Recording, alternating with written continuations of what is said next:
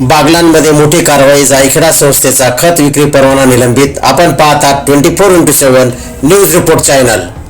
बागलाण तालुक्यातील जायखेडा येथे मोठी प्रशासकीय कारवाई. खत विक्रीतील गंभीर नियमभंग उघड. कृषी विभागाने थेट शेतकरी कृषी सेवा केंद्राचा परवाना निलंबित केला आहे. नेमका काय आहे हे संपूर्ण प्रकरण पाहूया या विशेष रिपोर्टमध्ये. नाशिक जिल्ह्यातील बागलाण तालुक्यातील जायखेडा विविध कार्यकारी सहकारी संस्था मर्यादित संचालित शेतकरी कृषी सेवा केंद्र सध्या चर्चेचा विषय ठरला आहे. कृषी विभागाने केलेल्या तपासणीत या केंद्रात खत विक्री संदर्भात गंभीर अनियमितता आढळून आली. तपासणी दरम्यान अनेक नियमांचे उल्लंघन झाल्याचे स्पष्ट झाले.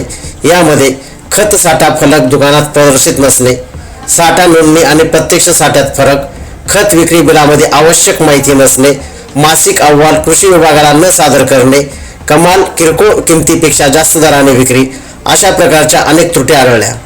या प्रकरणी कृषी विभागाने संबंधित संस्थेला कारणे दाखव नोटीस बजावली होती. 25 फेब्रुवारी 2026 रोजी या प्रकरणाची सुनावणी घेण्यात आली. सुनावणी दरम्यान संस्थेच्या प्रतिनिधींनी खुलासा सादर केला, मात्र तो समाधानकारक नसल्याने कृषी विभागाने नमूद केले. त्यानंतर अत्यावश्यक वस्तू अधिनियम 1955 आणि खत नियंत्रण आदेश 1985 अंतर्गत कारवाई करत 26 फेब्रुवारी ते 13 मार्च 2026 पर्यंत खत विक्री परवाना निलंबित करण्याचा आदेश देण्यात आला आहे. या कालावधीत संबंधित संस्थेला खत खरेदी किंवा विक्री करण्यास बंदी घालण्यात आली आहे. या कारवाईमुळे बागलाण तालुक्यातील सहकारी संस्था आणि खत विक्रेत्यांमध्ये मोठी खळबळ उडाली आहे.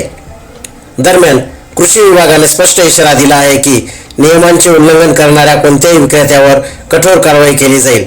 24x7 न्यूज रिपोर्टसाठी मुख्य संपादक उमेश मोरे, जायखेडा, सटाणा.